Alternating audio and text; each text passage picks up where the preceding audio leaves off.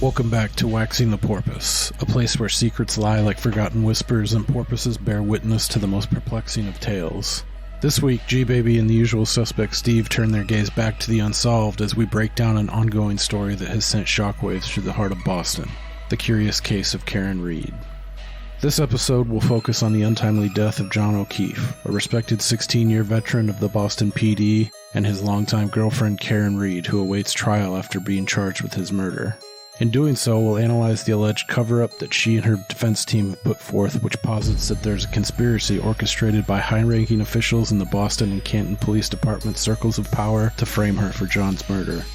Will Karen Reed's claims hold water, or are they merely the musings of a woman on the edge of desperation? Join us as we attempt to untangle the web that threatens to ensnare a presumably innocent woman. It's a journey that will test your beliefs and challenge your perception of justice. Remember, as we embark on this chilling odyssey, the truth can be a slippery creature, hiding in the shadows, waiting to be unearthed. The porpoises, silent witnesses to the unseen currents of this tale, will guide us with their wisdom and intuition. It means you'll be psychically attacked. Let's wax this wicked porpoise.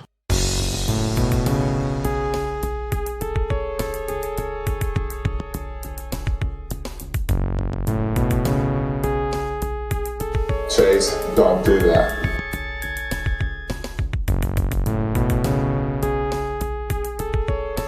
You see, we working on his brow chakra. We're just in back of the crown chakra.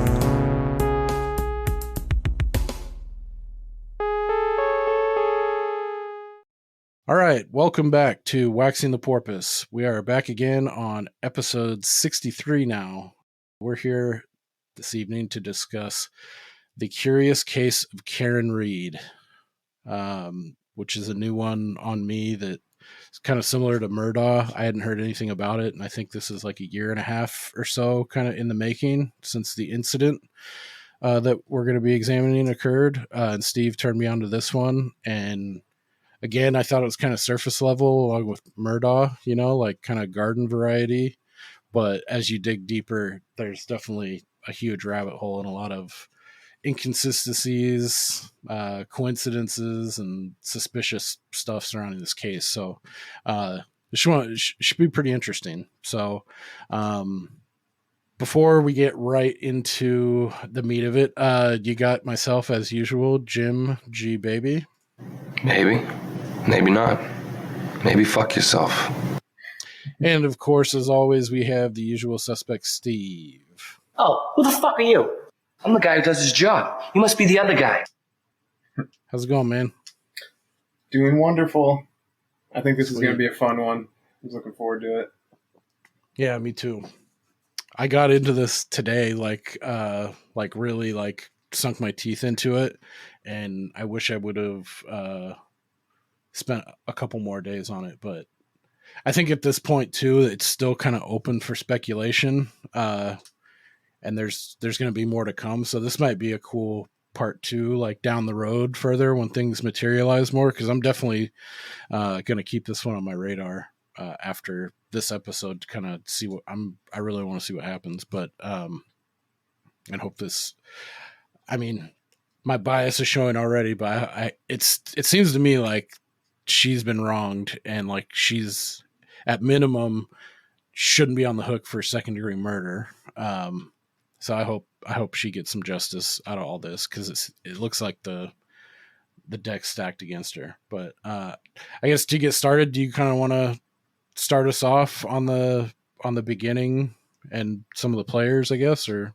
Yeah, sure. And also kind of like you were saying, the amount that you want to get into this story is basically up to you. It's infinite, the sort of web, and the deeper you get, you start to see all of these connections with all of the different people that are involved. And there's almost no limit to the amount of information that's out there that you can find between all of these people, because there's so many people involved, and they all have these connections to each other in one way or another. And yeah, it's crazy, and it seems to go all the way to the top. But for those who haven't heard anything about this story, it was in January of 2022. They find Boston police officer John O'Keefe dead, and there's really two competing narratives that come out pretty soon. I remember hearing about it and then hearing a little bit of a follow-up of, the woman that they think is responsible for was claiming that she's framed, and that's always fun and worth a second look. Mm-hmm. And then they were starting to have like motions hearings, and that's when the defense narrative was sort of coming out, because leading up to everything, all you really hear is the state and what they think happened. So once the other side of the story starts coming out, then it became really interesting. And then the more you look into it, I mean, even now, if you just Google Karen Reed or John O'Keefe, you'll find a lot of really just sort of surface level articles about the death and her being responsible, and things that may have come out in these motion hearings, and they might glance over some of the defense theories and things that they're arguing about. But if you just keep going a little bit deeper, you'll find an endless supply of interesting information. So I guess we'll start with Karen Reed, his girlfriend, is accused of killing John. Initially, they charged her with manslaughter, which is an unintentional killing, which is interesting because they then upgraded it to second-degree murder, which is an intentional killing. That was one of my first things right off the bat. Do you know, like in a nutshell, without derailing your intro summary here, like why did they change? Like what, do you know what evidence or what thing they're pointing at to be like, oh no, we need to elevate this to second-degree murder? So I have a theory that I'm not super married to, because if you and I don't hate it. I mean, it's when I heard somebody float it, I thought, okay, that makes sense. But then the more I thought about it, I was like, actually, it really doesn't make sense, but it sort of dovetails with another sort of half-baked theory. So I have two sort of half-baked theories about that, which we can get into shortly. But Karen is saying, well, let me go back to this. Yeah. If it's an accident, there's no criminal liability. If it was like a reckless but unintentional killing, that's where you get a manslaughter charge. They're charging her with an intentional killing, which is really unusual because even the state's theory has changed a little bit, Mm-hmm. So the defense, and I will say I like her defense attorneys a lot. She's a smart gal. She's done well for herself, so she has money. So that's a very valuable thing that she has in her corner. So she went and hired this. Oh gosh, I can't remember the guy's name. I have it written down. I liked him too. I've heard from two of them. I think the one is the one I've heard in court. I think that he's balding, and then I heard her other lawyer talk like at the steps of the front of the courthouse, like addressing the media, and he was like an older gentleman, I think, with gray hair. So the guy I'm thinking of, I think his name's Alan Jackson, not the country singer, and I believe he's the same guy who defended Kevin Spacey against his multiple accusations. So this guy's he's a big power player, and this case really started to change when he got involved and was sort of bringing a lot of interesting things to light that I'm sure the state kind of just wished would not. Mm-hmm. So I'm kind of worried we might go too deep on some of this stuff. So we'll start. Yeah, with we can pump the brakes. So I guess we'll just start with sort of surface level, and then if we want to go deeper into any one of these individual things, we can. So we can bring it back to the main quest line. Like he died. They're saying she hit him, and then she's saying there's a cover up on the other side. That's really it in a nutshell. And then we can kind of go from there. But so her defense is not only I didn't do it. They're bringing in what they call third-party culpability, which is like, we didn't do it, and we'll tell you who did, because you can't, if you're on trial for murder, you can't just be like, it could have been this guy, it could have been that guy, it could have been them. You have to sort of offer some evidence to start doing the pointing the finger at someone specifically. That's where it gets interesting to me, because it becomes not just you're defending the client, but then kind of like with Murder on a Sunday Morning, you saw that both of those lawyers, but that Pat dude, I think was his name. Is that his fucking name? Pat McGinnis, like he was out there beating feet.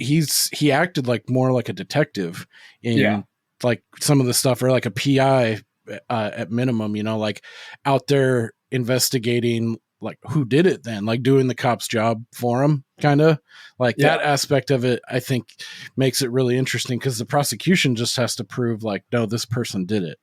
And that's it. Like that's their main focus. Whereas like with this, like this third party culpability stuff, it like adds another dimension to the defense, like workload and angle and everything. I thought that was super.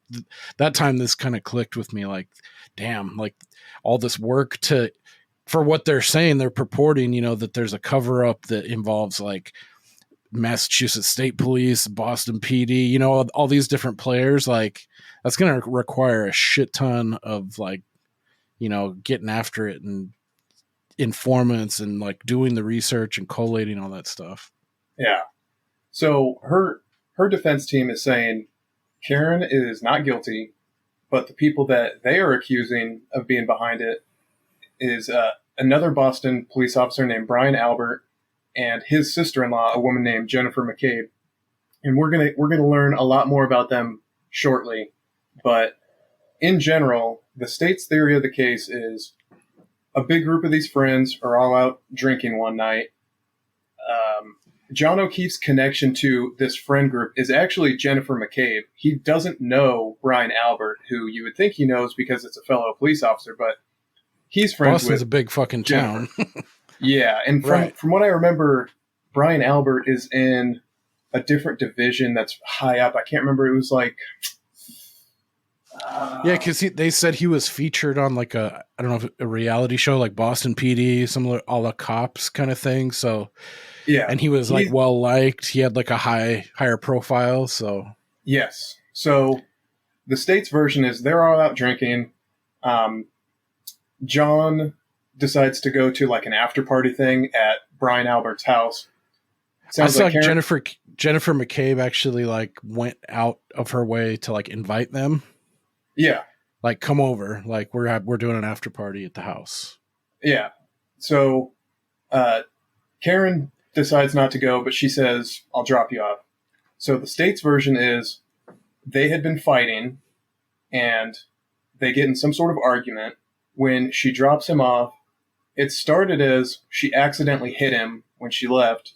Then it changed to a murder charge of she intentionally backed her car into him, hit him, killed him, drove home, and then later, after a few hours goes by, she fabricates concern, calls a bunch of friends, one of those friends being Jennifer McCabe, who's not really a friend, but she knew that she had been there. And so they go looking for him. Yeah. And they go back to Brian Albert's house, and they find him in the snow, dead. And that's basically the state's version. Anything you want to add before we get to her version? No. Yeah, I think that about covers it. I think the only other thing, like I also saw, so with them fighting like in the car in that heat of the moment scenario, I also saw like, I read that I think the prosecution was trying to say they had been having some problems. Mm-hmm. This wasn't just like a freak thing. Maybe it had been building up or leading to this, but they had been having some problems for at least a few weeks or a couple months or something like that. Yeah, I think they were sort of an on again, off again thing too. Yeah. So her version of the story. And one thing I thought it was interesting that she was she was described as his live-in girlfriend, longtime girlfriend, and he had 2 kids who weren't his. Yeah, but he had niece and a nephew. Yeah, that he had custody of too. So because that also both their parents died, I think, within 6 months, and so he took. Oh fuck! Yeah, so he took both those kids in. What a saint, dude! That's awful. I didn't know that aspect. I figured it was like some gal he was with that like had to go to rehab or something, and he stepped up for the kids or something like that. But at any rate, yeah, I mean, that adds to the dynamic a little bit too. Like you got kids involved that aren't hers. She's living with them. Maybe they're on again, off again. But anyway, sorry, I don't want to belabor that. No, you're good. So her version is pretty much the same. They went out drinking. She didn't want to go to this party, so she drops him off. drives home. This was around midnight, 12:30. Around 5, she gets worried because she hasn't heard from him, so she starts calling around. And this Jennifer McCabe offers to go help her look for him. They drive around, and they find him at Brian Albert's house outside in the snow. And she tries to give him CPR, and he dies. So they're similar, but very, very different details start to emerge that seem to be inconsistent with one more than the other. So Right. the state believes that, well, at first they believe she accidentally hit him, and then it turned into an intentional ramming with her car. But if you look at the injuries to John, he had 2 basically black eyes that were swollen shut, multiple skull fractures, a huge gash on the back of his head, and what looked like dog bites to one arm, and dog bites and scratches, and Right. no damage to anywhere like on his torso, which you might expect if somebody gets hit by a car. And if he would have been hit by a car, he would have landed in the snow or the grass. So it's not like he would have hit his head on a big concrete patch that was Right. sitting out there. So I feel like he would have had an injury or bruising to like his butt or like his upper shoulder or like back of his head. I know he had a laceration on the back of his head, but nothing at what you would think is bumper level, you know? right, yeah. Especially like if you're not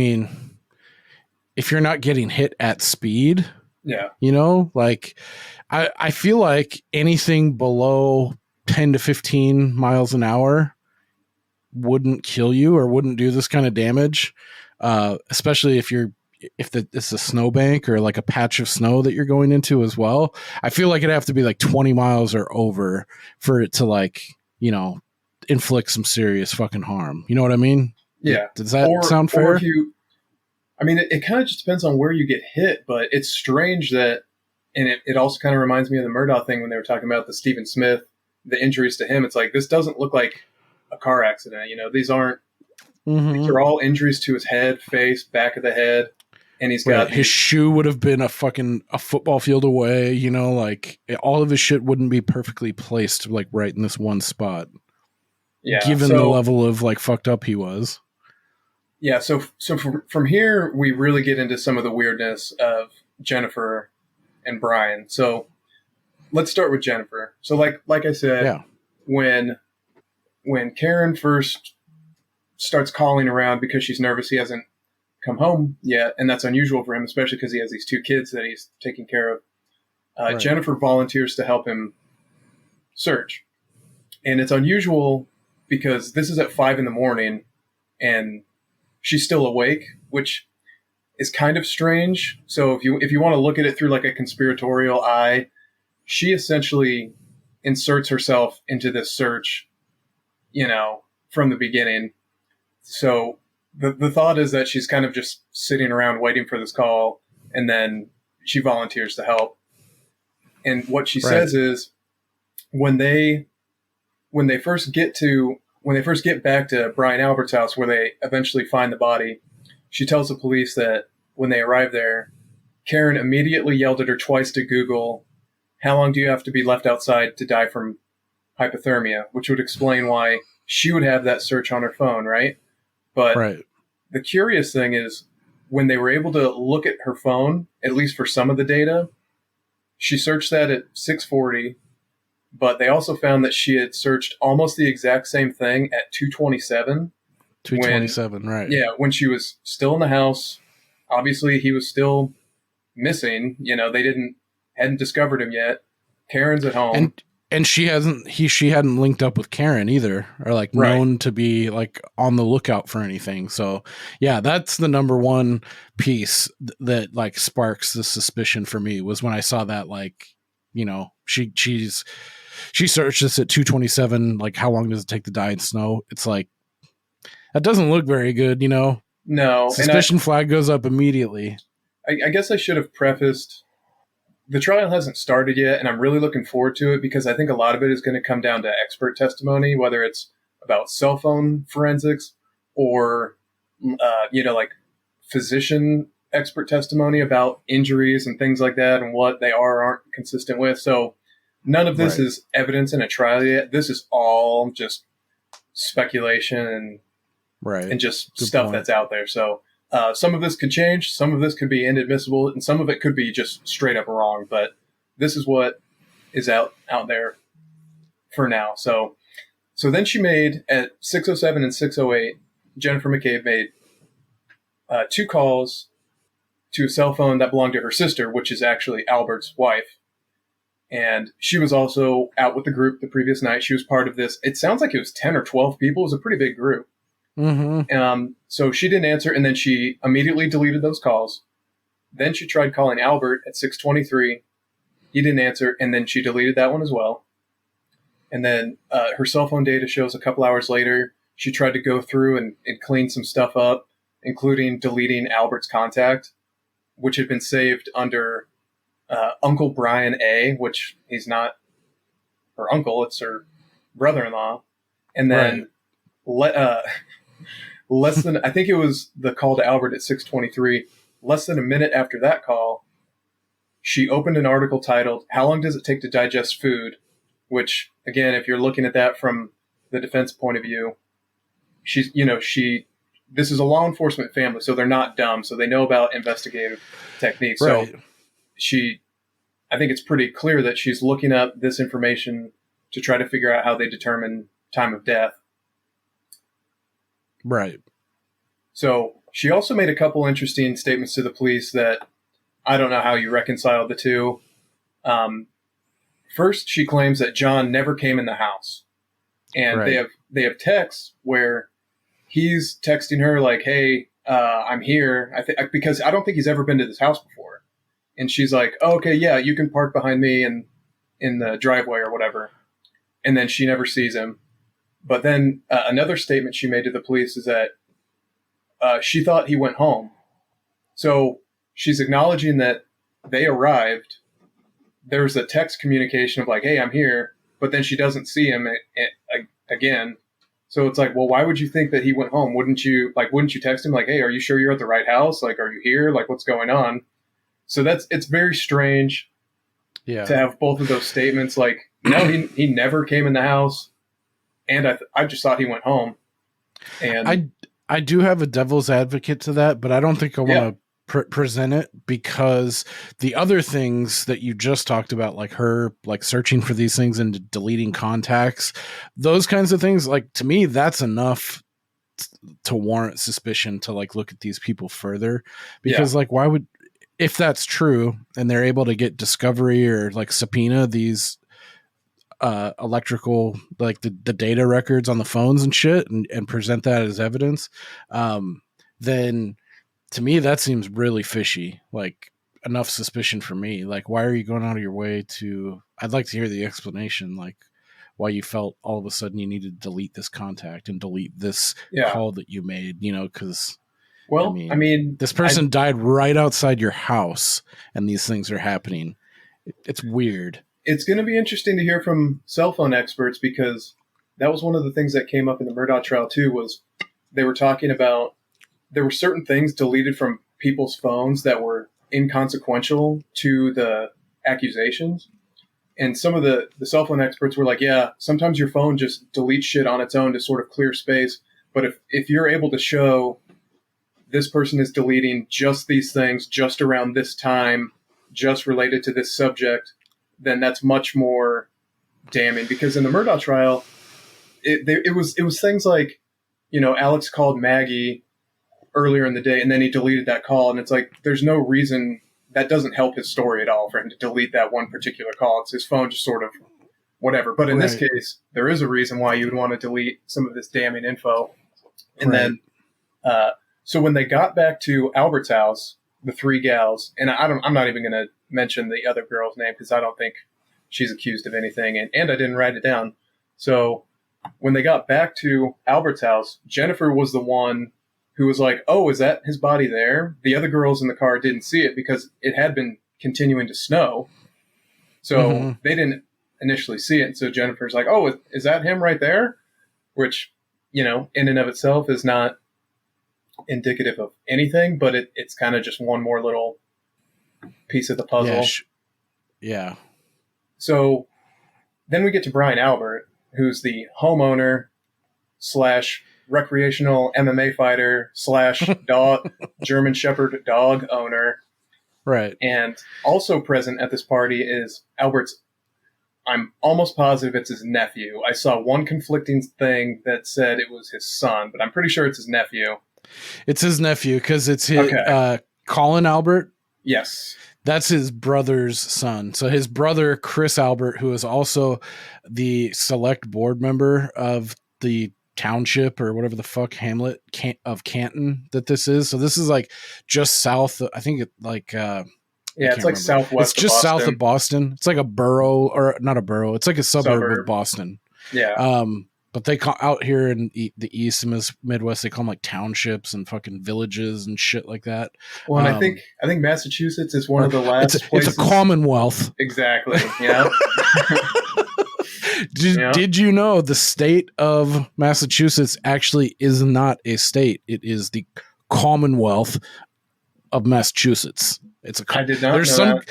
There's some kind of difference, and when you go through like state lines and you see it, it says Commonwealth of Massachusetts. Interesting. Yeah, I can't remember the fucking distinction, but yeah, they're real. I've heard a couple people real proud about that fact, and they have to say Commonwealth. Yeah. Okay. So, yeah, his nephew Colin is there, and I don't know if you knew this. I had seen reporting that him and John didn't get along, and it didn't really make sense to me. Like, well, how do they know each other if him and Albert don't know each other? And I guess Colin was John's neighbor. Right. So they both lived on Meadows Avenue. Yeah. So they had been having some neighbor beef. Colin was never questioned from what I saw. Which that seems like a red flag in the investigation. Like if he was known, this hot-headed kid's known to have beef with this guy who lived right next to him, and is also the fucking the guy, the place where he died. That's his uncle, and he was seen thereabouts at different times or some shit. Yeah, I was like, well, it's sort of a continuing theme where there were several people who were present at that party who were never questioned, and the house was never searched, to give a little bit of a preview forward. And yeah, this Colin guy seems like a real piece of shit. He's like a, Timmy Tough Nuts. Yeah. If you look at some of his social media, he just seems like a real piece of shit. He looks like a kid like back east that his dad would own a pizzeria, and he thought he was fucking tough shit. I saw one thing that was kind of funny, and I think it was put in on purpose for a little slice of levity on Reddit. It was like they have what? Is it the thing where he's like, I think Shakespeare was kind of a loser? Yeah, exactly. Yeah, I saw that. Like, you rule, dude.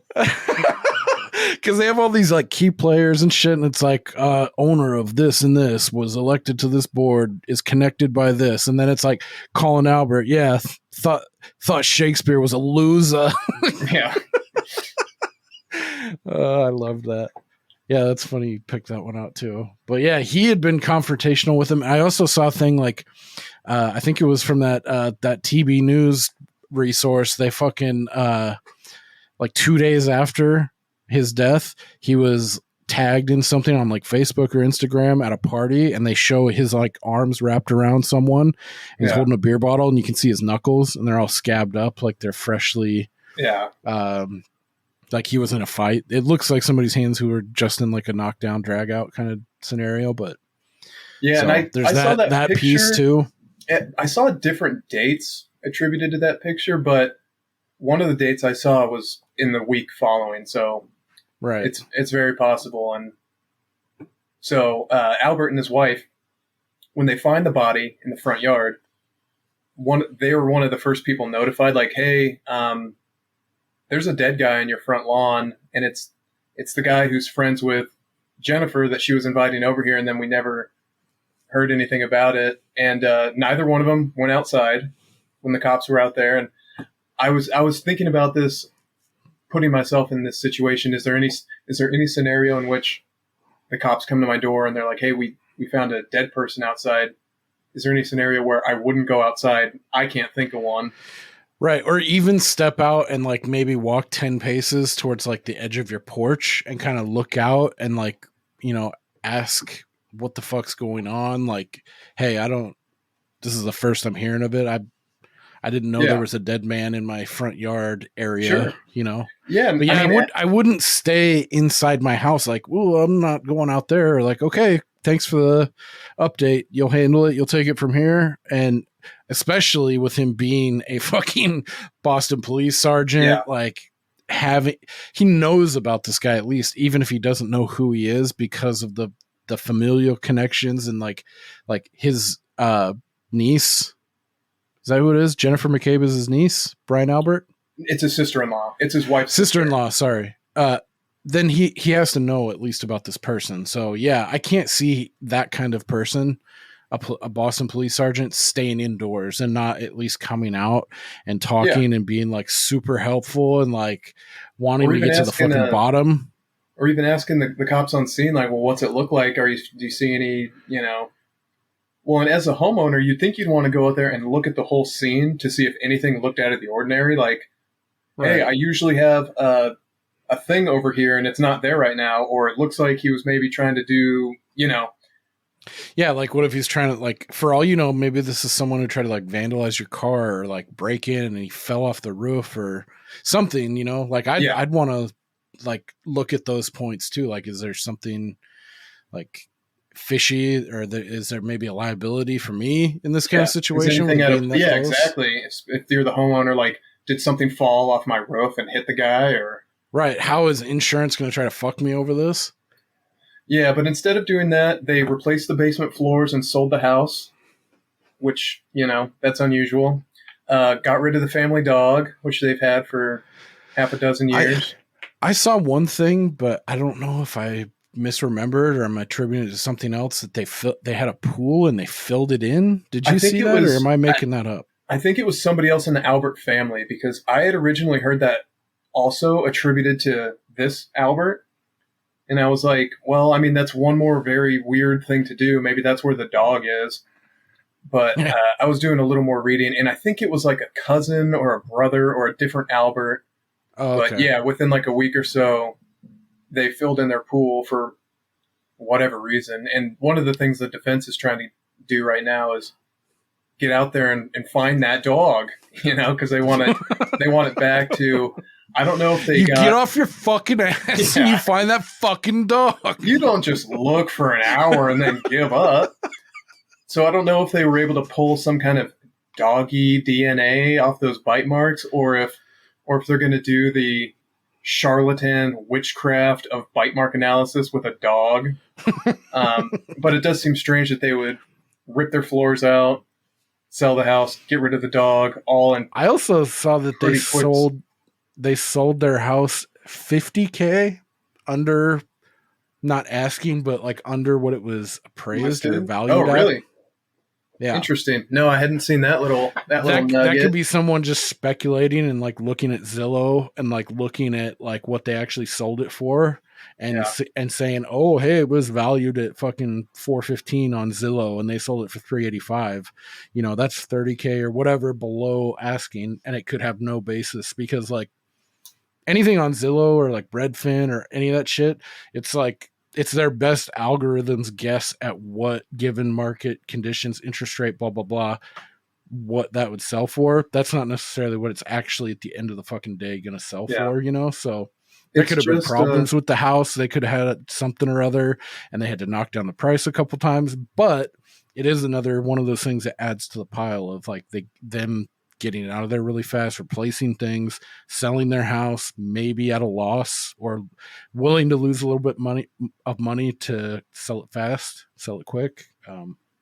Yeah, I mean, it's that one. If you're looking at a scale of what's more likely, all of these are just little beans that are going in one side, and I haven't seen much of anything that show her guilt or culpability, except some self-serving statements by the other parties that are accused of things she said later on, or contemporaneous with like finding the body, like, oh, did I hit him?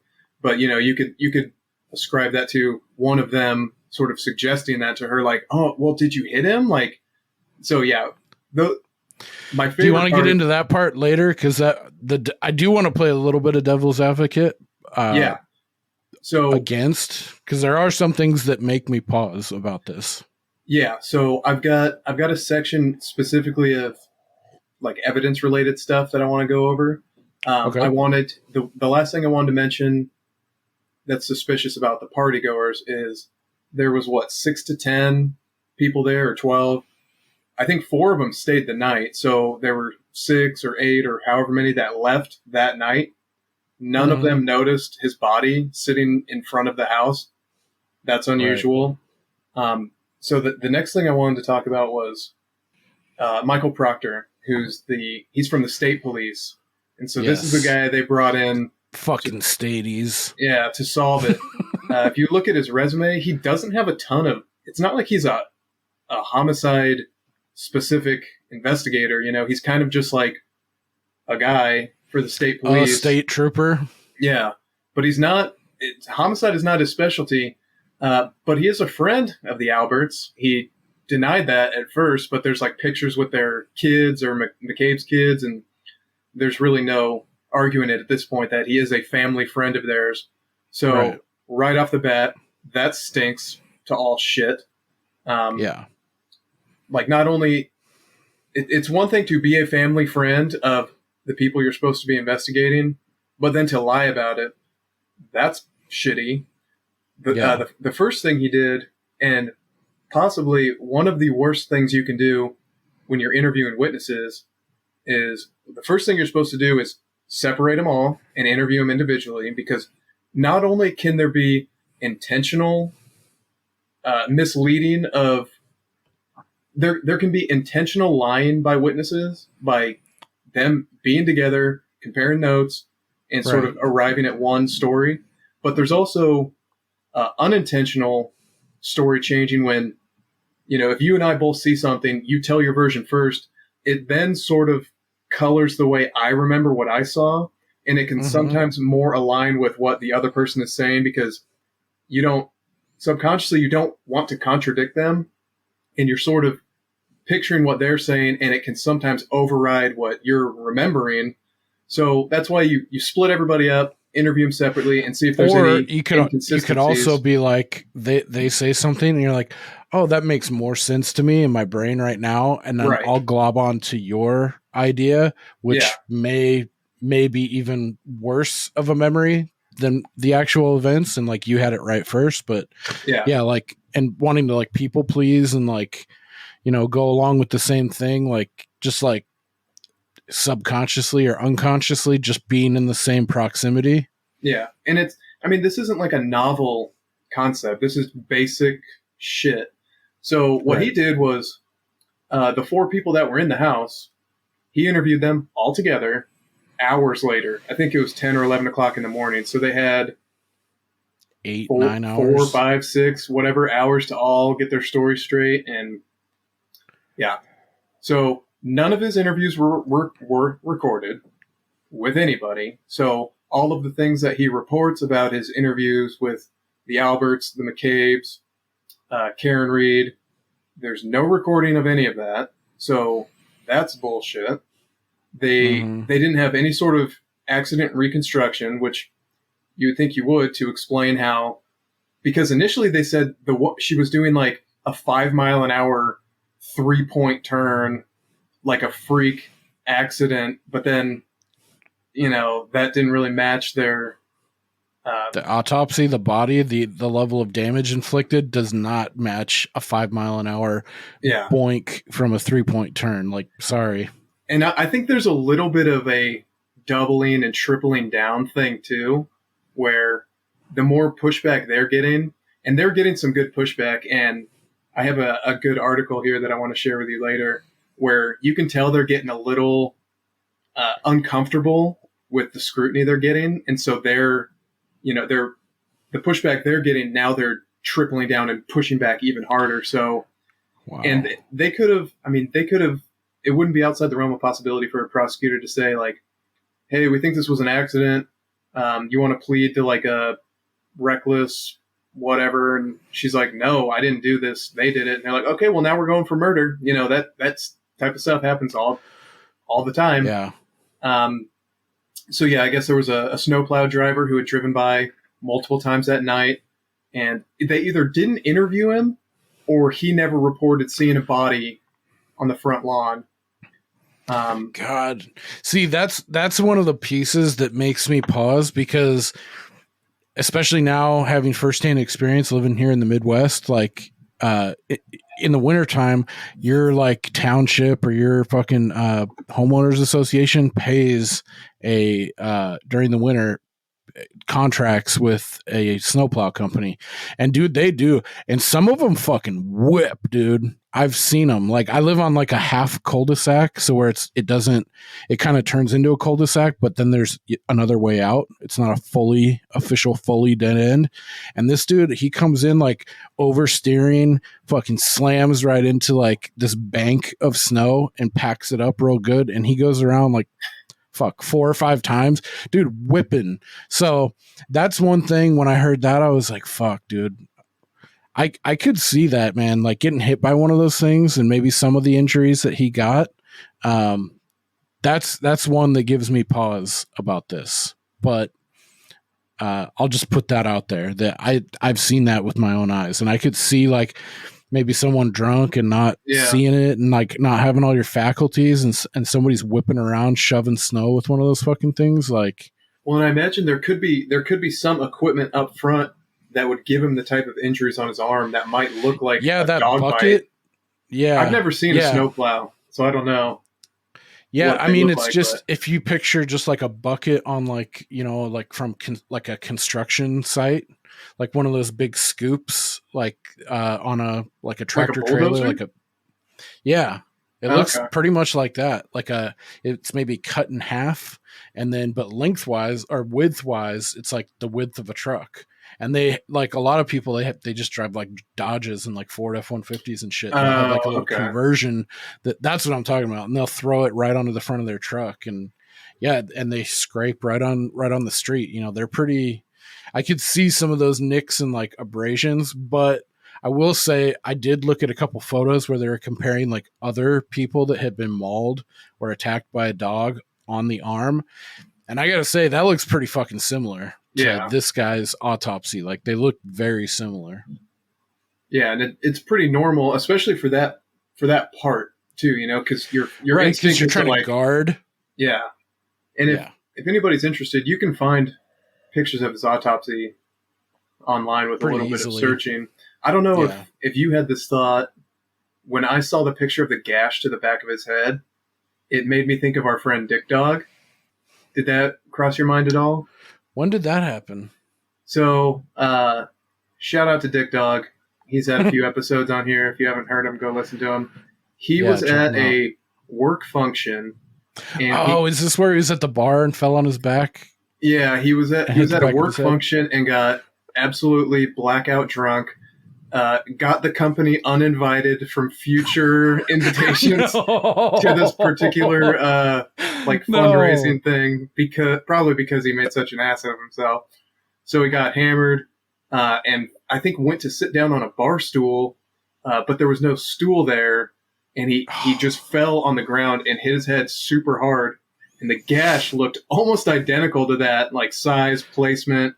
Damn. And then I don't know what a doctor would recommend, but then he promptly just went to bed and bled all over that room like Shining.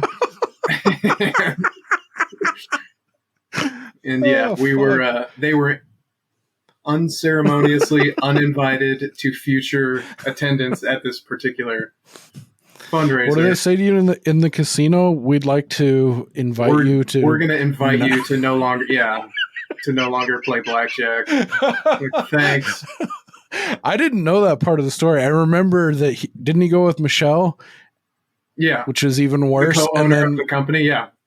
Yeah, and I mean, she's a champ, so I thought she probably thought it was funny at minimum. But I didn't know that they got uninvited from that event. Well, and I think when he checked out, he was like, "Sorry about all the blood." Oh, I vaguely remember that. I'm looking at the autopsy photo. It's like that's got to be 20, 30 stitches ish. I'm thinking. Do you remember him saying how many stitches he needed? I don't know. I mean, as we've famously discussed, his blood is like thicker than motor oil. So after Your he blood bled, type is ragu. yeah, after he bled all over the hotel room, it probably just congealed and did it He didn't naturally. even need. He didn't No. even need stitches. Oh god, I could see him not going in for stitches. But that gash to me, I'm looking at it. It's like maybe even 40, maybe 50 stitches. Who knows? But yeah, that one gives me pause a little bit too, because to me that would be consistent with like, getting backed into, and maybe, you've had a few couple too many wobbly pops, and you continue, you do the reverberation on your head. But he fell in snow also. Yeah. That's one thing. But we also don't know how hard that snow was. If it was hard snow and it was like compacted, it's just like cement. But if it was like freshly driven snow, it was snowing, so I can't imagine it's. Yeah. I mean, to me, like a little bit of a spoiler of my opinion. I mean, it looks like a guy who got in a fist fight, probably got knocked unconscious on his feet, and hit his head on a hard surface. And they either thought he was dead, or were like, well, I mean, this is bad, so we'll just put him out in the cold and pretend he never came in the house. Yeah, we'll just say, oh, yeah, she backed into him, or he got hit by a car or snowplow or something. Didn't see it. It's snowing. It's dark. It gets dark at like fucking 4:30. And it's around 2 a.m.-ish that he's first showing up, or around thereabouts, closer maybe to midnight. I thought it was like 12:30 because they have his cell phone data, and it's pretty like immediate the stop, but. That's right. But yeah, I mean, I agree. Looking at this shit, it's like my first reaction to like seeing his knuckles, the back of his hands.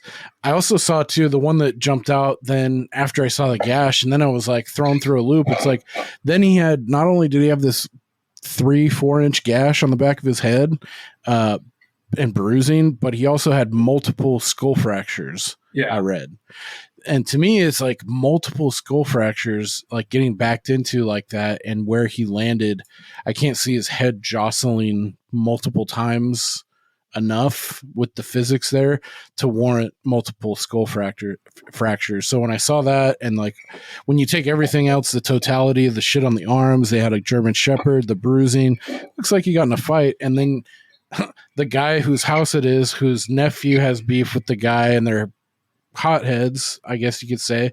This guy was a trained MMA fighter. I could easily see this guy coming in there being drunk. Maybe he pops off his mouth, or this other guy, the homeowner, pops off his mouth, and they get into a little scuffle. Or maybe there's something in the background that hasn't been brought to light yet, that they do know each other from way back, or there's something underlying there. And, alcohol, it's late at night, and, unfamiliar face in my house.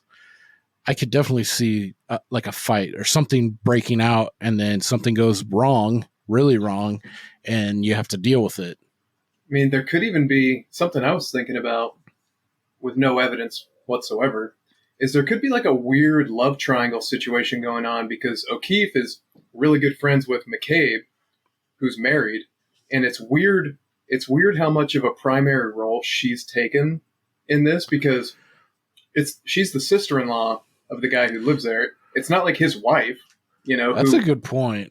And it could be something to where it's McCabe and her brother-in-law, her sister's husband. Like maybe they had something going on, and O'Keefe, who's friends with her, knows about it, and it turns into a fight. Yeah, maybe he popped off his fucking mouth. Like this Albert guy said something to him, and he's like, "Yeah, well, you know what? You're fucking," well, no, that'd be backwards. Maybe he said something to Matthew McCabe. So Jennifer's husband, like, you're fucking cuck, and you're fucking getting you're getting scammed on by this dude Brian. Like you're fucking the brother-in-law or whatever, you know. That's something I didn't even think about, because she is acting very much like Brian Albert's wife, you would think would act. Like they'd be tight in cahoots and like trying to get their story straight. And like, why does she have so much investment in all of this? Just because she was the point that knew John and invited him over? Yeah. Even though it wasn't her house? I don't know. That's a lot. One thing I didn't see is Brian Albert married. Does he have a wife, or is he does have a wife? And his wife was there, but she has been completely like uninvolved in this whole thing. And you'd think she would be like the primary person to help cover it up. Yeah. I mean, because Karen didn't know anybody there, so it's not like, oh, I'm friends with Jennifer, so I'm going to call her and she's going to help me out as a friend. It's like, well, she's one of the only people I know who's there, so I'm going to call her. But yeah, so a couple other weird things that the Proctor, is that what he Michael, did? Michael Proctor. Yeah, so he lied about the time of day when they towed Karen's car, which might seem like unimportant oversight, but one of the things we're going to learn about later puts into question him having time alone with her car and some miraculous evidence that just comes out of nowhere, like manna from heaven. So that's an unusual thing to fabricate. That I think he said they didn't tow her car until 5 or 6, but there's footage of them towing it at 2 or 3, and shortly after that is when they find some miracle evidence, which is very damning for her. But we'll get to that in a second. And then another thing he did was in his report where he's listing a bunch of the partygoers, there was at least 5 whose names were spelled wrong, which seems intentional to get attention away from them. Mm-hmm. I mean, it seems like a pretty basic thing to get everybody's name spelled correctly. Because if you need to look them up later for any reason, you're going to be looking for the wrong person. And several of the attendees weren't interviewed for over a year. I think some were never interviewed. The house was never searched, and the immediate area where the body was found wasn't secured. It was just kind of left there. And one other that whole thing with the investigation, like leaving it to this, like you said, Massachusetts state trooper that didn't have necessarily like a focus in homicide investigations. He was just like, it seemed like he would be like a first on the scene kind of character, and then they'd bring in detectives and like they'd do a real like police investigation. Yeah, especially since it's a cop who was killed. It's not like... Exactly, yeah. Like, and there's cops involved. It's like outside of a cop's house. It's a cop who died. It's like a very tight-knit, like this township in Canton is like, it's like 30,000 people. So even though it is on the outskirts of Boston, I mean, it's not like they live in Boston. This is outside the town. So you would think that like this would have a lot of attention on it, and they would be crossing T's, dotting I's, like throwing a lot of resource, like way more resource than a single state trooper to do this investigation, like the night of into the next day, like very quickly, like sloppily, like that's one thing. That's one of the biggest things that rubs me wrong about all this. Yeah. There was an active effort to interfere with journalists too, who were trying to cover the thing. Like I don't know if you saw the police chief himself, Ken Berkowitz. He started messaging reporters on Twitter and asking them not to mention Brian Albert by name. And there was there were other journalists who they would refer to, the homeowner instead of Brian McCabe, or, the woman who helped her find not mentioning names and association with the police department, which is super fishy. And then the same Canton police chief, Ken Berkowitz, who we're talking about, he announced his retirement 2 months later. Not even 2 months, because this happened on January 28th. He announced his retirement on March 7th. So a month and some change after this, he resigns. Yeah. Well, and then ends there's up officially retiring in June 2022. Well, and the deputy chief lives across the street from the Albert home, Right. and he has a ring camera out front. And just the darndest thing, it wasn't working that night, or it didn't pick anything up. Which I'll be darned if that isn't just super inconvenient for all involved. I will say that to me that was a little bit of a weak point because I'm not sure of the proximity and like where this. I mean, maybe I'm off, but to me, I'd be curious to see like what kind of range this ring security camera had on it, like what its proximity was, what its sensors were set to, because I have one of those fucking things and you have to fine tune it, and you can fine tune it to filter things out, like even like it can track like animal movement versus like a human, like 5 feet and up, or like 4.5 feet to like catch a torso, so it's not going off all hours of the fucking night, because you see a rabbit or a fucking ground squirrel or something go in front of your house. So that to me seemed like on its face, it's like, oh yeah, security footage wasn't working. But those kinds of things, like the home ones, you could have someone who's tight ass too and like is worried about the energy and storage, and it's got to be like a actual person coming right up to your fucking doorbell before it will trigger, and it'll only run for 5 seconds. So to me that seems a little loose because there's way too many variables behind that. But I'd be curious to see how close like his house is. Like it's close. Like okay. Yeah. Like if it were on and if it could have captured something within its viewfinder, that it would have been like really damning either way, then I'd say look into it a little bit more. Like that's something that could be subpoenaed. Like what were his settings on this fucking thing? Like why didn't it capture, a car going by at 35 miles an hour or something like that? Yeah. Or just the sound of somebody getting hit that hard. Yeah, that too. But we do have some more interesting surveillance footage issues coming up, so that's the only reason why I mention it. But about the library. Yeah. So before we get into the evidence, the interesting things surrounding the evidence, I had read that, and it didn't make sense to me because they were obviously trying to keep all of this stuff pretty tight internally. And then when her high-powered attorneys took over, they started receiving a bunch of pretty damning information from inside the police department. So there must have been some sort of leak from inside. So whether that was like responding officers who were told what was going on and to keep quiet, or just other people at the department who are like, this is super fishy. Because they actually had a fucking conscience. Yeah, because these attorneys, a conscience, they were given a bunch of information that I think the police department would have much preferred to stay quiet. So, I mean, without that, like this who does knows? Not look good for us. Well, and these defense, yeah, and I mean, who knows if some of this stuff didn't come out, where we'd be.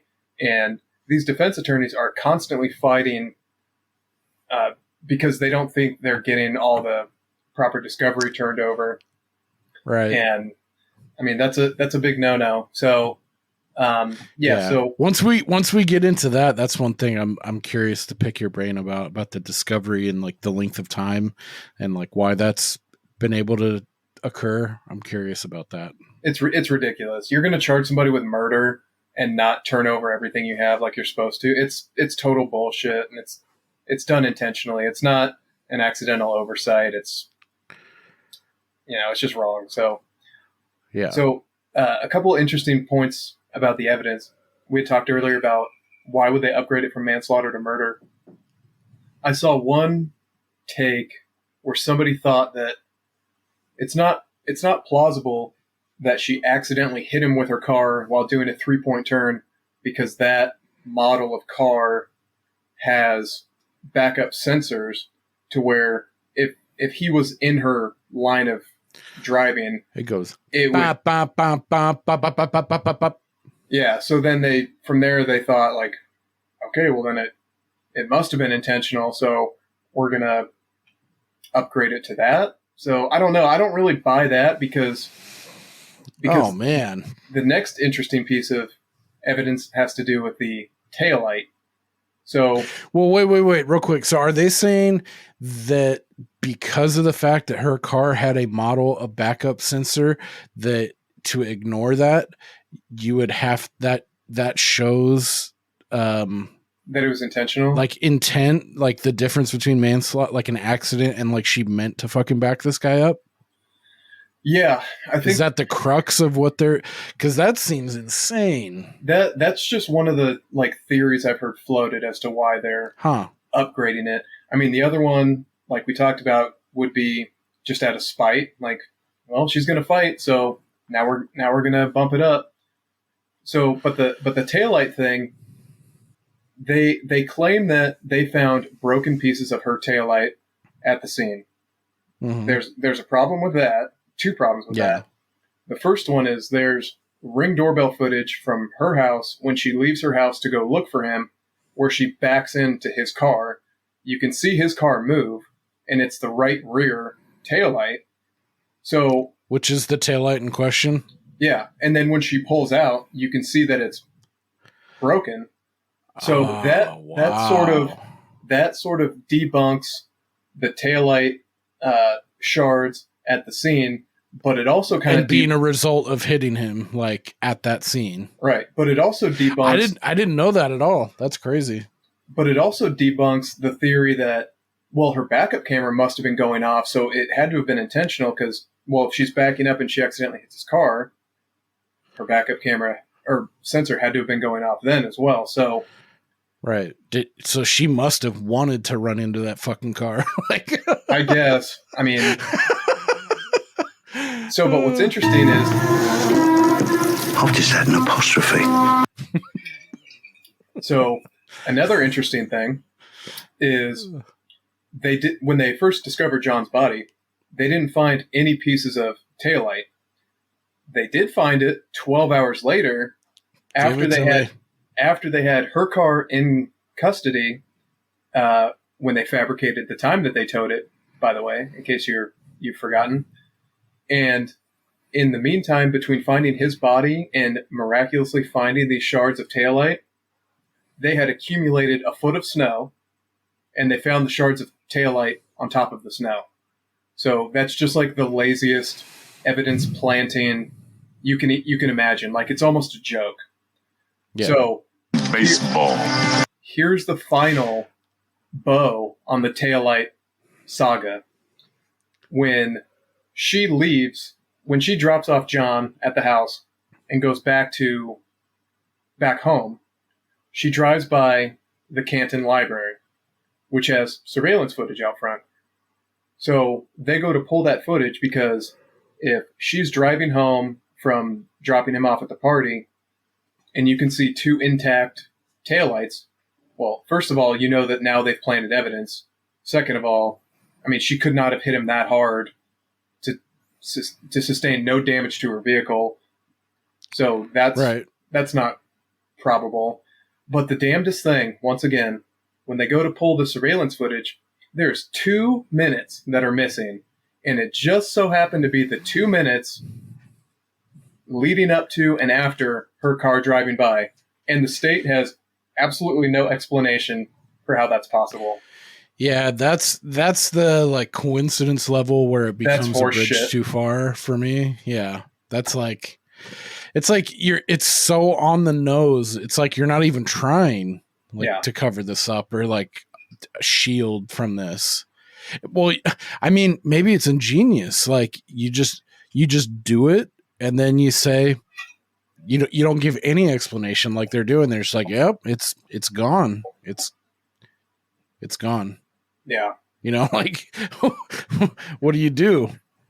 It's not like they can, like, the state can, or like internal affairs can start resorting to torture or anything. So it's like, maybe that is like the best play, like if you're looking at it from like the Dr. Evil view. I mean, if you're a juror on this case and assuming everything we've talked about comes in as evidence, which I don't know. I've read some things about this judge that I'm not super thrilled about. Doesn't seem to be the most impartial. I just heard something favorable about the judge, like he had allowed something to go forward, or he's allowing something that I could be way off base. I glanced at this. It was something like the judge did something that is not super common, or at minimum in this is good in some way for the defense as things proceed. I can't remember what the fuck it was. Yeah, but I mean, that's not helpful. I think he has made rulings in favor of the defense. But one of the things we're going to get into in a minute is something the defense was asking for, which I think is super reasonable and very important. Right.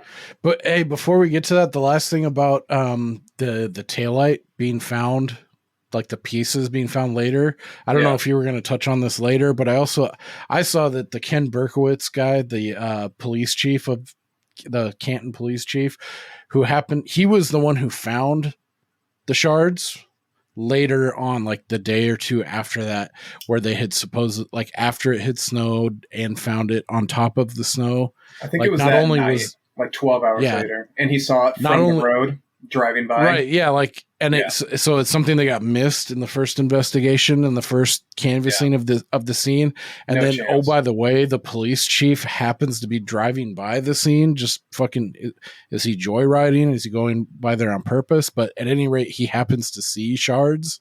Yeah, and he's the one to find this evidence. Like that to me, it's like that sounds like a fucking Hollywood movie. You know, like come on. Yeah, I mean, just imagine you're a juror on this. Like this is, it's not a credible story, but no. So another interesting piece of potential evidence is they pulled John O'Keefe's phone data, and they find all this step data, which we talked about in the Murdaugh trial, cannot necessarily be super reliable.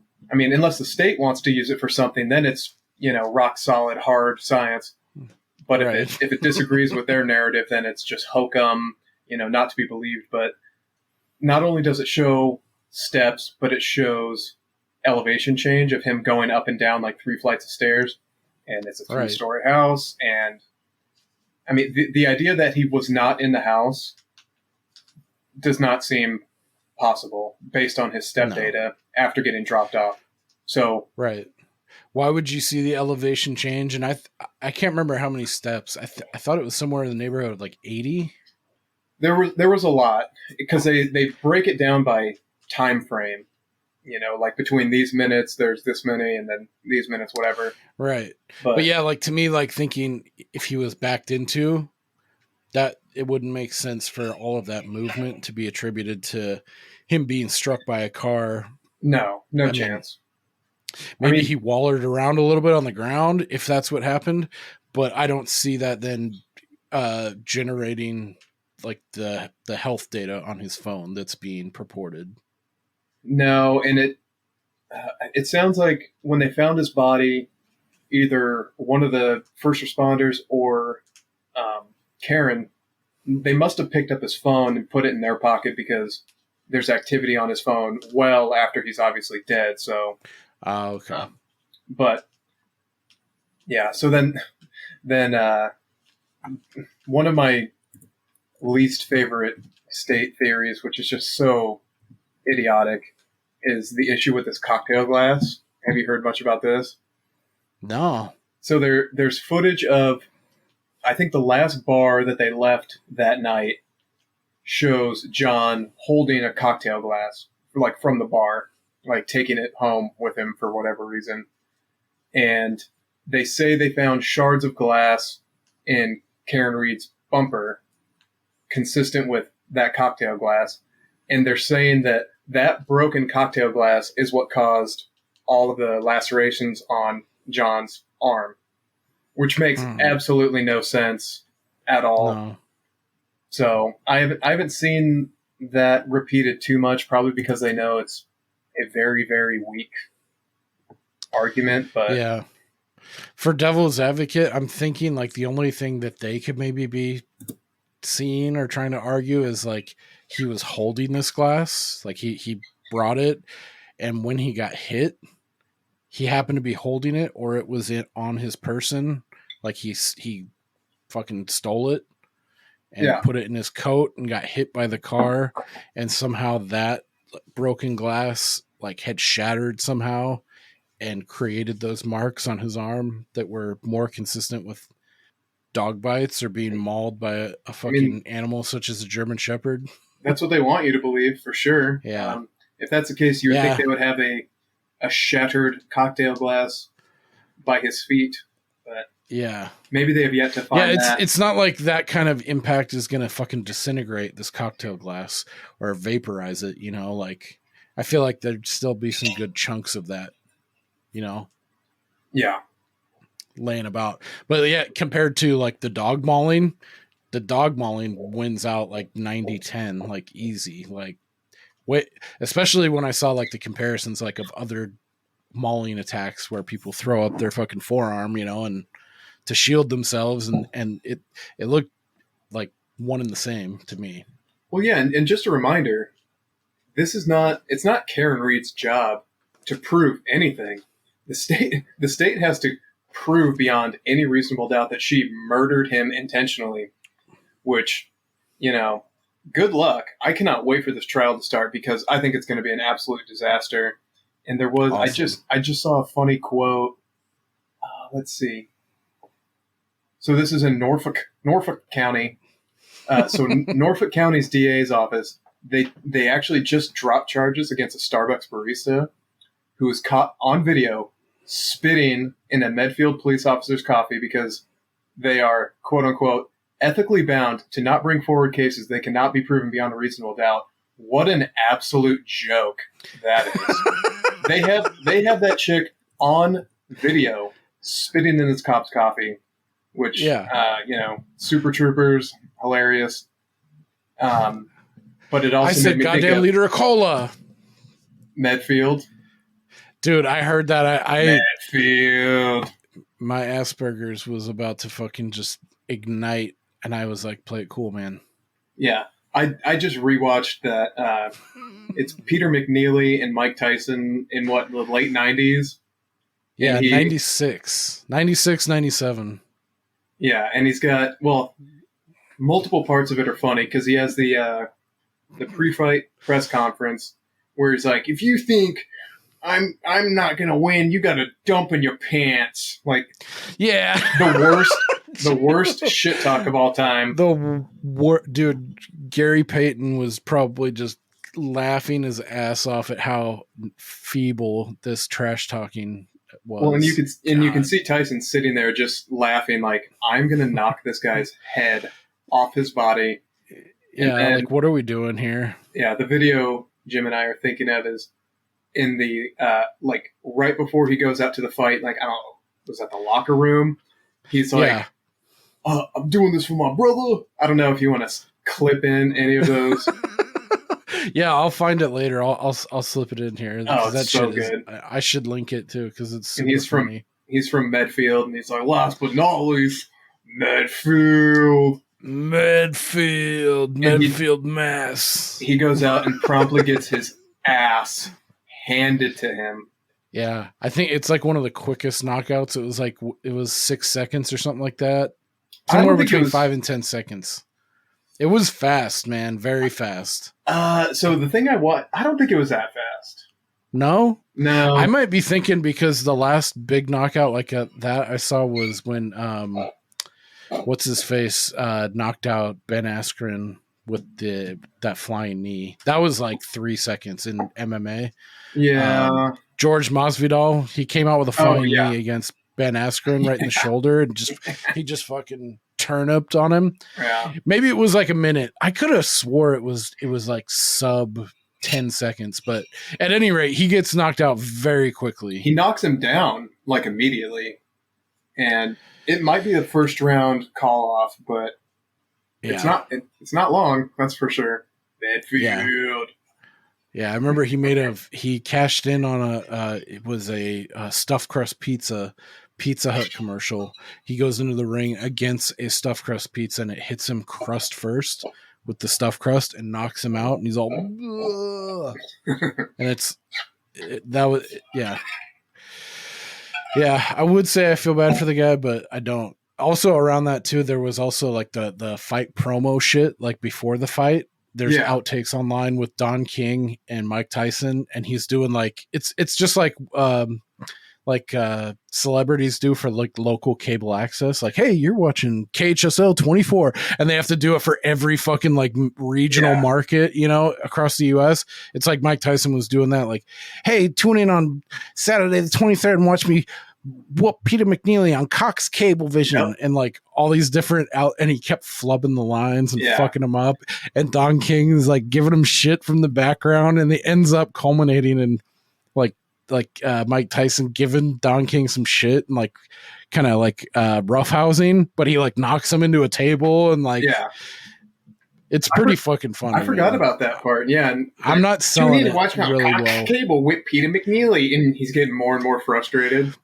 Yeah, he's trying to find adjectives for like whooping his ass. He's like, watch me whoop Peter McNeely's butt on Cox Cablevision 34, and like he's just doing, and he keeps flubbing, and you can tell he's getting like frustrated. Poor Mike. Yeah, he just smokes way too much weed. That's for sure.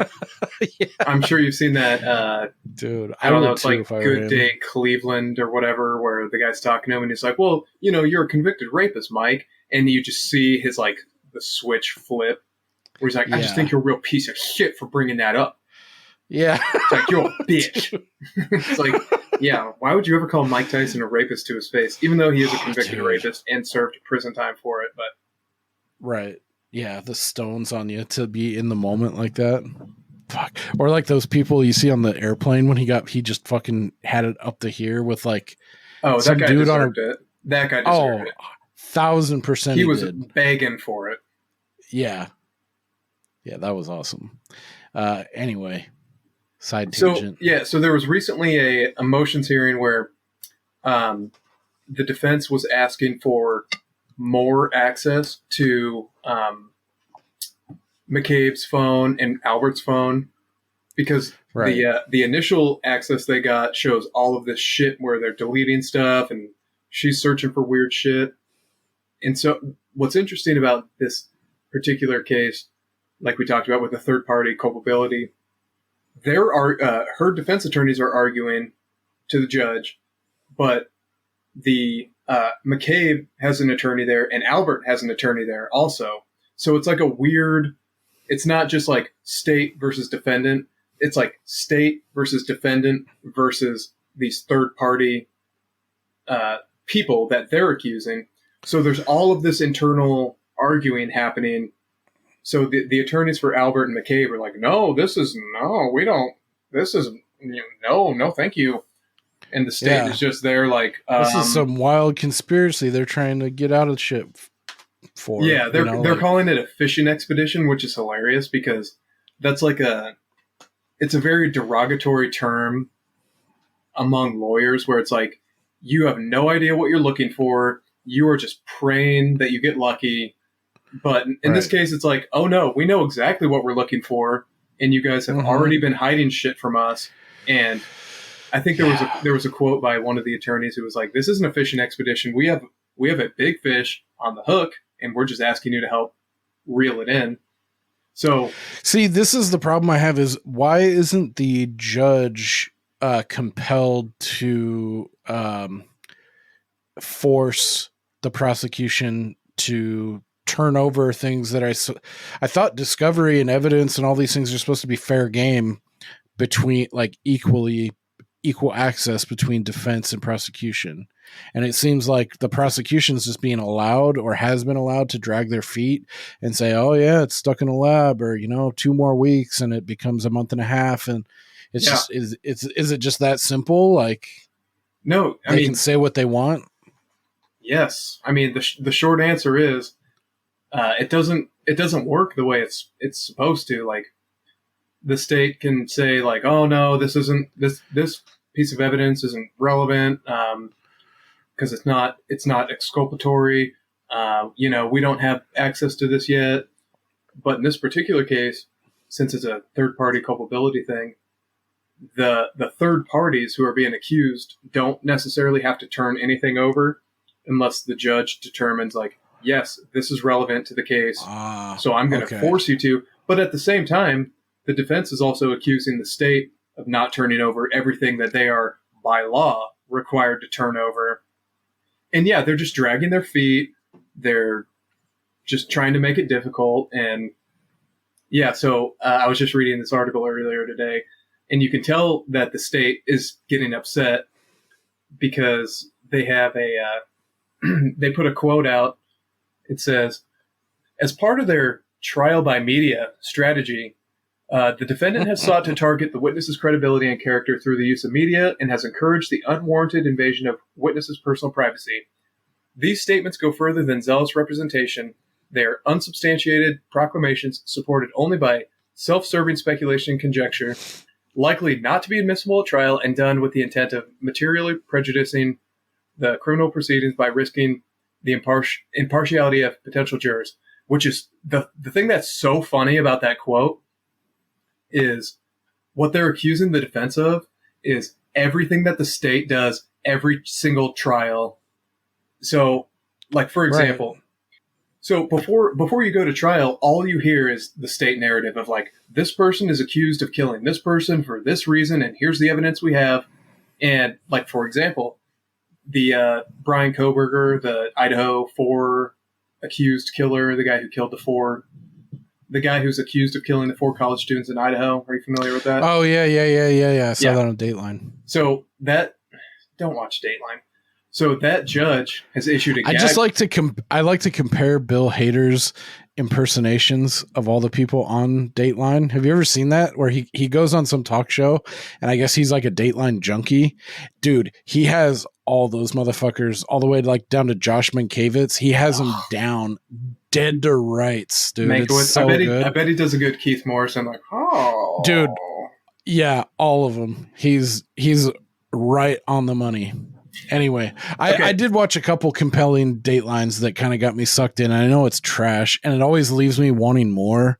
Yeah. Like, it's like, just give me, like, it's not as satisfying as I want it to be. So yeah, it's junk food. So in the Kohberger case, which is still going, that judge issued a gag order, right? Which means the state can't talk about it publicly, the defense can't talk about it publicly. But guess what happens when that's issued? The defense can't say anything because it's only the defendant and the defense attorney. The state has all of these people who are able to leak stuff to the press all the time, all day, every day.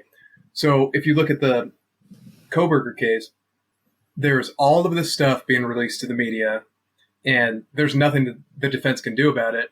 And all of that stuff that's being released is, I'll use the same quote that the state is upset about here, materially prejudicing the criminal proceedings by risking the impartiality of potential jurors.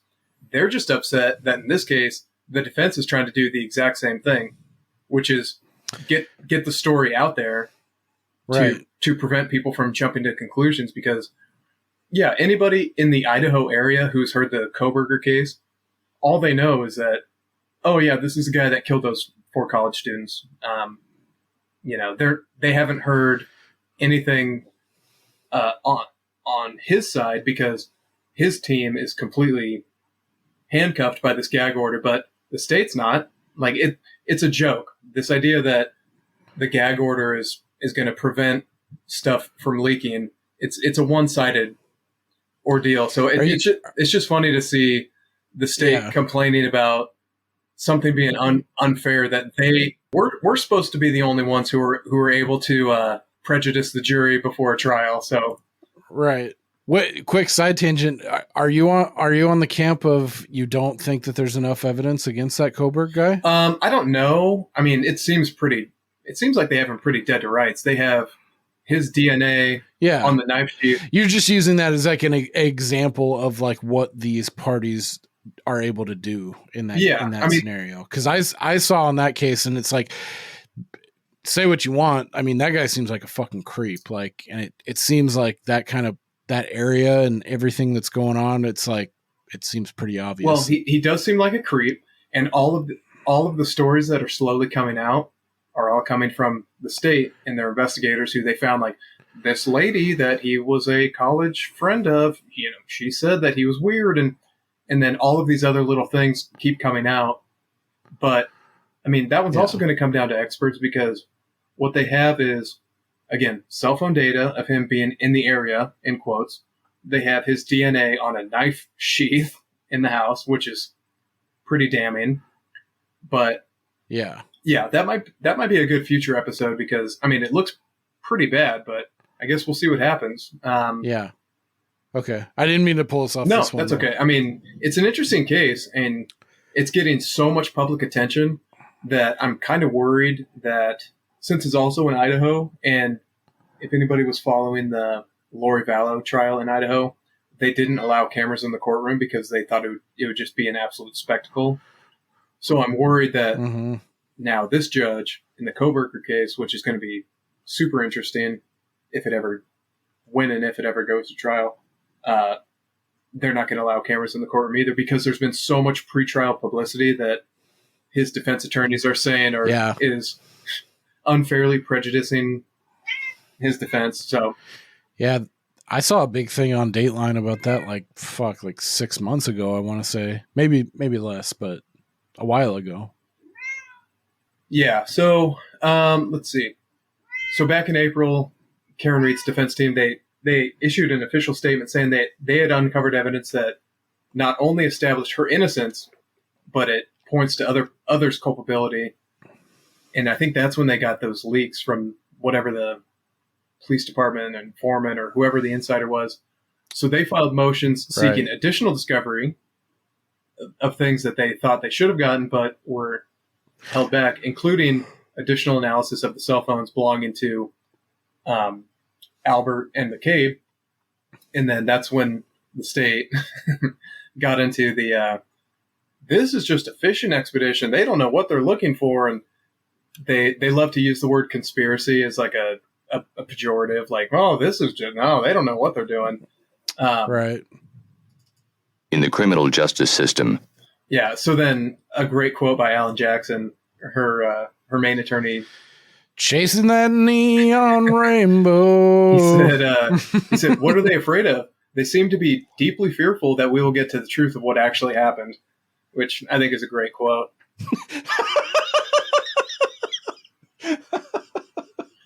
Yeah. So then the judge, he denied access to their phones, and he denied subpoenas for Albert and McCabe. So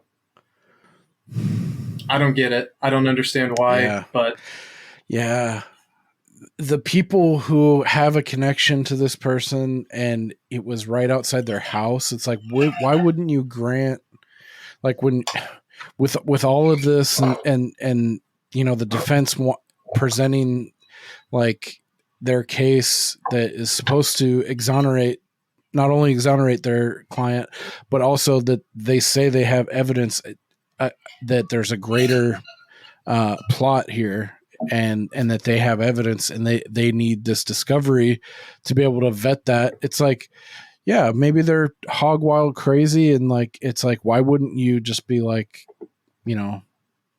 yeah, let's do this. Let's mandate that this kind of stuff's turned over so we can find out one way or another. Maybe the defense is bluffing, okay, let's call them on their bluff. And if they're not, it's a win-win, because, oh shit, maybe the actual truth will come out of this. Like, I guess I'm a little bit biased because I am fresh off of hearing, I watched like 10 minutes of the defense lawyer. I can't remember his name, the main defense lawyer, talking about like how they like, she lost her job. She fucking has incurred all this stuff, that all this debt, and her parents are she's living with her parents, and they're having to, like, they bailed her out, and they're having to like mortgage their house, and they're just asking for this discovery of this evidence for like 11 months, 12 months. And it keeps dragging and pushing, and like, just the machine, the law machine, it seems pretty demoralizing. Like, I feel bad for this gal. Like, if I were I kept thinking like, fuck, dude, how lame would this be if you were in this situation? You really were innocent and you were trying to like you work within the system. It's like you get caught in this fucking like. It's scary to think about. You get caught in this machine, and you're at the mercy of the universe to like get you out of this, hopefully, or I don't know, man. It's weird. I mean, sometimes they use the process as the punishment, and if you're not going to play ball, then they feed you into the meat grinder. Yeah. What was that line from The Outsider, the lawyer? He's like, oh, he's stuck on the justice train and the train has no brain. Something like that. Something about, it was a good analogy for like, once you get into like the system and like, you're a suspect, the number one suspect in a murder case like this. It's like, you just got to ride that wave. Just like that kid in Murder on a Sunday Morning. Like how he got caught up in all that and his life got put on pause indefinitely, and like the effects that it has to your family and like and all those things that go with it. It's scary to think about that if that could happen to you. Yeah, and at the end of it, you could be put in a cage for the rest of your life. Yeah. And if you're in one of those states where the death penalty is fucking alive and kicking, and you're one of those, what is it, like 30% that were found to be, they were actually innocent later on? Yeah.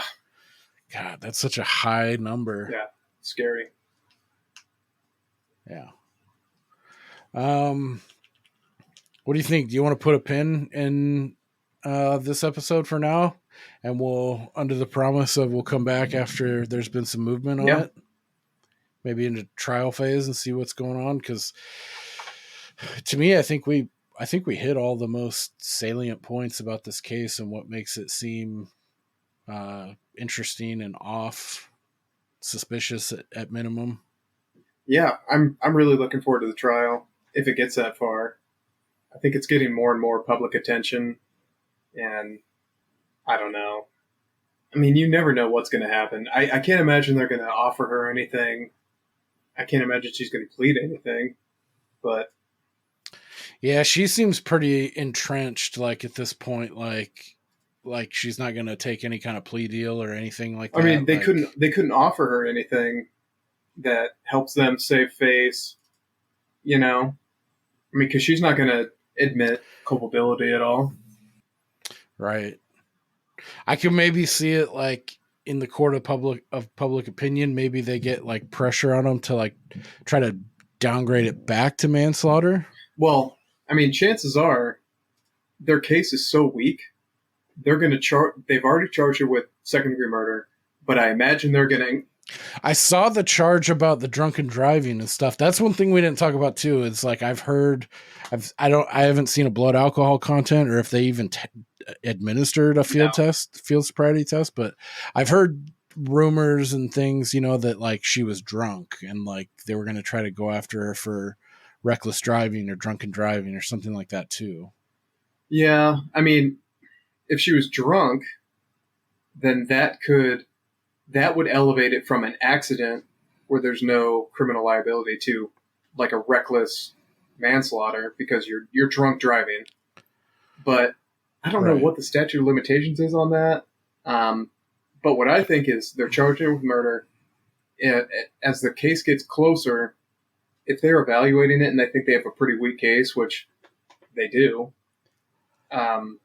they might try to include lesser includeds like manslaughter or whatever. So to give the jury a compromise option where, well, if you don't think she did it intentionally, well, she was still reckless. So you should bring back a manslaughter charge, which I don't think should be allowed because if your theory of the case is she killed him intentionally, well, you need to prove that.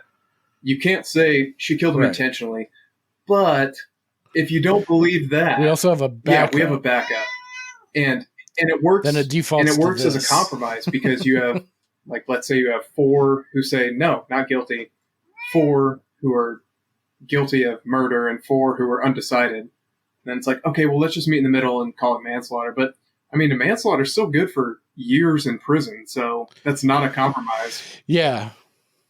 Right. Yeah. In her shoes, I mean, what's the maximum? I guess It depends on the the state, region, yeah. but I feel like it's got to be in like 10 to 15 year range. It For could be manslaughter? as like a worst case. Yeah. I Or don't am I shooting know. pretty high on that?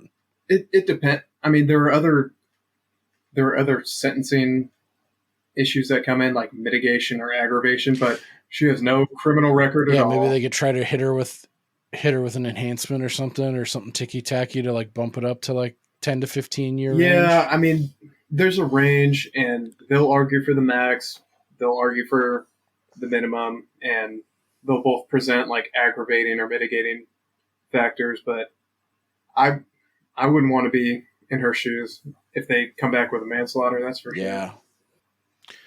Yeah, that sucks. I mean, they could even do like second degree murder, reckless manslaughter, involuntary manslaughter, like vehicular homicide. You know, they could include all of these lower things, Yeah. which is total bullshit, in my opinion. Yeah.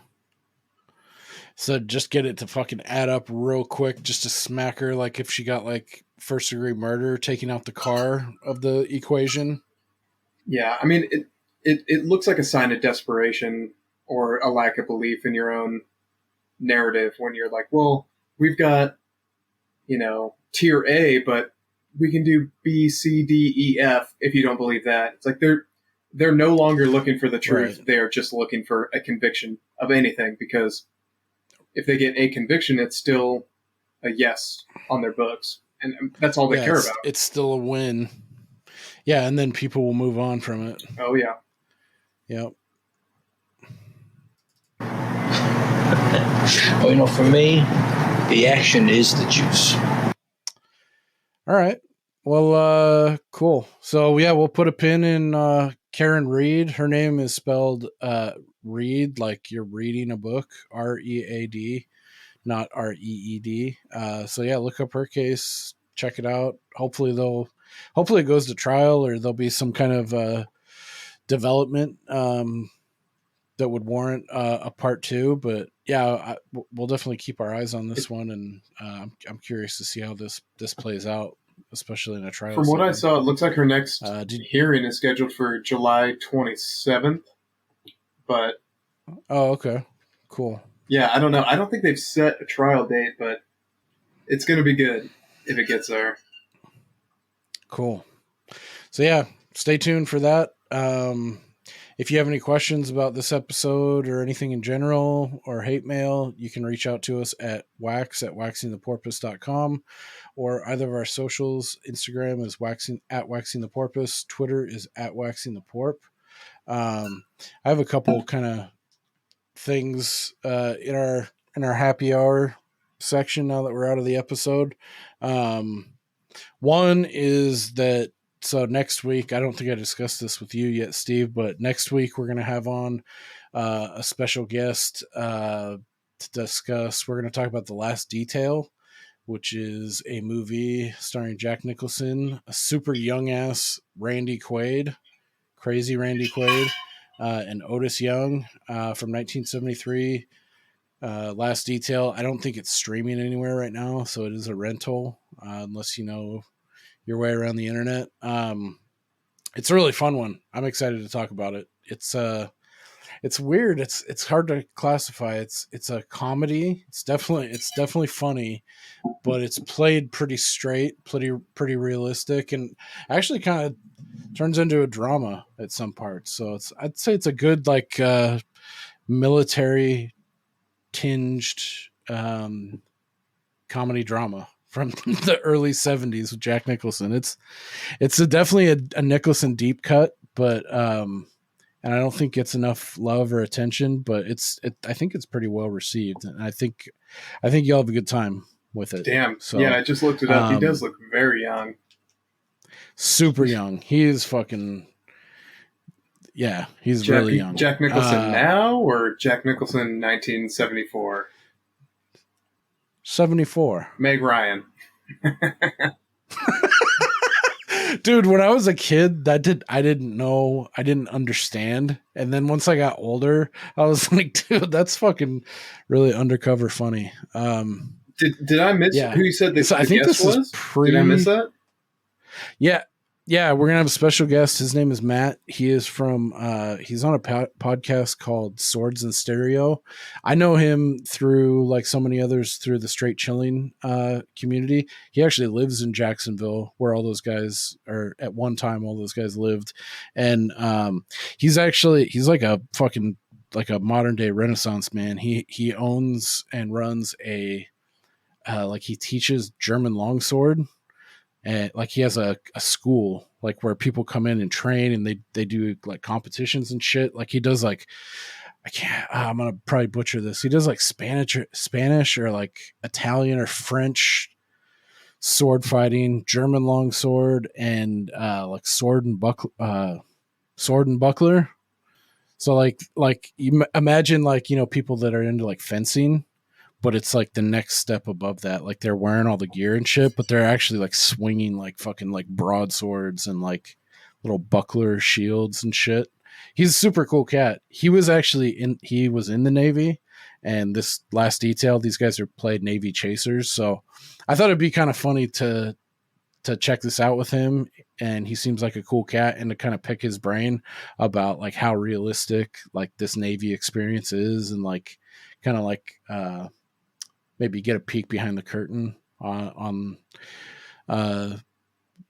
how true to life this is. But it's a fun movie too. There's a lot of really good lines from this that like people don't quote from Nicholson. It's just got buried under his mountain of like of his bibliography. Yeah. But it's definitely a deep cut. It fits the porpoise mold, and I think it'll be a good time. And I'm looking forward to hanging with Matt and discussing that film. So be on the lookout. That'll be next week.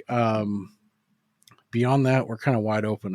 I need to get back to the schedule and work a few things out. But I did get a message from Chris today. So at some point, he wants to have John on to discuss Orca based on our last discussion. I think it was with Bob when we were discussing like his umbrage that he took with Bob over, or no, that Bob took umbrage with him calling Alligator a better film than Jaws or even Orca.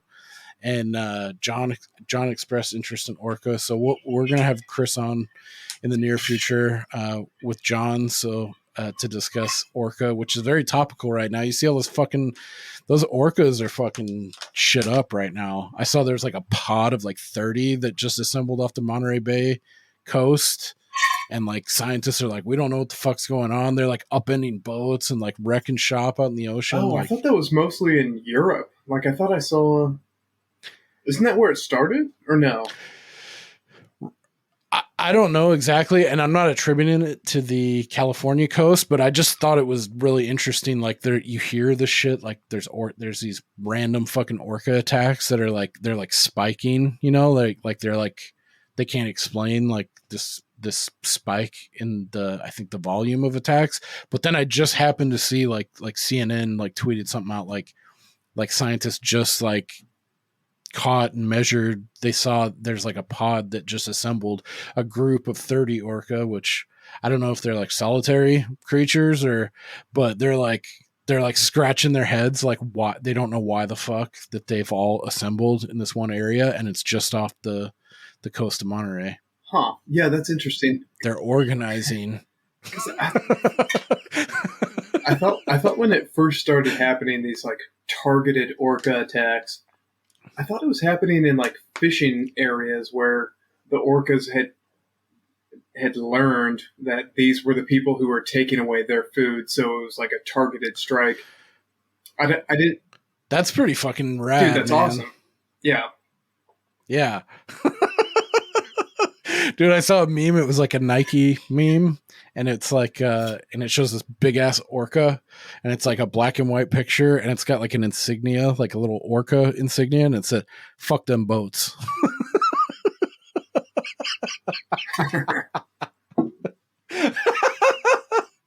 Oh, that shit gave me a good chuckle. Oh fuck. Boner alert. So yeah, orcas, they're fucking shit up right now. We also, last but not least, we did get a colloquial corner. Last but not least, snubby. Nate Dogg, Natron Means, the Natanine from Ghoulish Uni, big beard guy. He said, colloquial corner submission. It's highly similar to my gripes with the It's Giving colloquial corner I think we had last with them on the raid, where Logan educated us on the It's Giving is the new slang. I guess now it's another one that's very similar in that vein is serving. So this is the headline. Jennifer Lawrence's super wide belt is serving 2002. I don't like it. It's uninspired. Another sign of the apocalypse. I hate everything about it.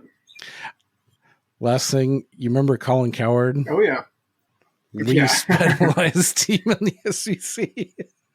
I saw my high school quarterback. I guess he's got a I guess he's got a daughter that's real pretty, and she had started dating Trey Lance, who is 49ers quarterback? one of the and I saw a clip from earlier last year, I think, and he's like, and it shows him up on the board, and it's like before Trey Lance broke up with Colin Coward's daughter, and he's like, Trey's going out there, the 49ers are matching up with one, and he's all, go Trey. And then it's like after he broke up with his daughter, and like Trey Lance, I think he had a really shitty run of games. He's saying shit like, he's like, you're a big boy now. Got to win 8 games at home. And like, he's like, just, it's so funny. Like just seeing him go in on him after that. Oh, that guy sucks so much ass. Yeah. He makes like $6 million a year. I was like, fuck. Anyway, that's a big tangent. And if you sports ball nerds know who Colin Coward is, you'll get it. Yeah, I think that's all I got. Any last words? Anything else you want to mention before we sign off? No, I don't think so. All right. Cool. Well, stay tuned on Karen Reed. It's an interesting case. Maybe we'll come back to it. Hopefully it goes to trial. Yeah. Thanks for listening. I do feel kind of bad that we didn't talk more about John O'Keefe, because he seems like a really nice dude. Yeah. But I guess one thing I saw too, he was like highly decorated. Like people liked him. He was a 16-year vet. I don't think we didn't pump up his character enough. Yeah. And we didn't really talk much about Karen Reed either, but I guess it's not really about them, even though it is. It's more about like getting the people who are ultimately responsible. Right. The forces that are like imposing themselves on this situation. Yeah, it's a raw deal for sure. But yeah, I did see some stuff about him him taking in, I guess he had no choice, but like him taking in his niece and nephew, he did have a raising choice. them. I'm sure he has an estranged mom who also applied for custody of the kids, and he won. So he fought and like okay. So that even adds more to his credibility level that he went out of his way. He wanted to get these kids and raise them in a good environment. And yeah, he was a 16-year vet of the Boston PD. Well, now these poor kids have lost their parents and their uncle. Oh, fuck. Yeah. Yeah.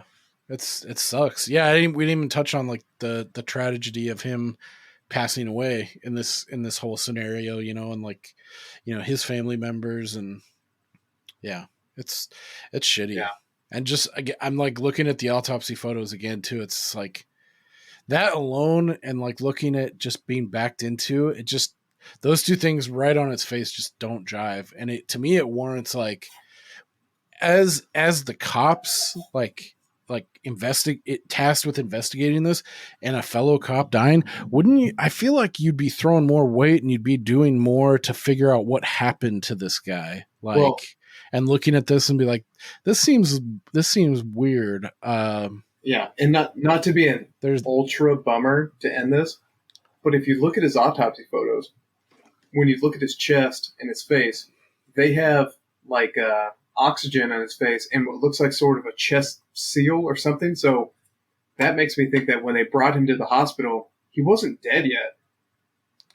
Damn. He must have been close because you can see they've got like some sort of oxygen thing in his mouth. So if they Right. So like if he were DOA, they wouldn't have gone through the trouble of yeah. So that's it. That's a good point. Yeah, that sucks. So it's like if somebody could have made it to him like an hour earlier or a half hour earlier, maybe that could have been the difference, kind of thing, you know. And that he was just if he truly was like fucked up and there was a cover up and he was left for dead like that, and just like he couldn't do shit about it and he was like incapacitated but still alive, quote unquote, like, and he could have been resuscitated. Yeah, it's even worse. Yeah, well, and it would also explain when McCabe is doing this How Long to Die in the Cold search at 2:27, and then she's like, oh yeah, she's delaying Karen Reed from coming to search, like, I'll come find you. Just trying to like, yeah, just give me another hour and a half. Yeah, that makes it even darker. And like, if that's true and the defense is able to point that, it's like all those fucking people should get the fucking book thrown at them, you know, like.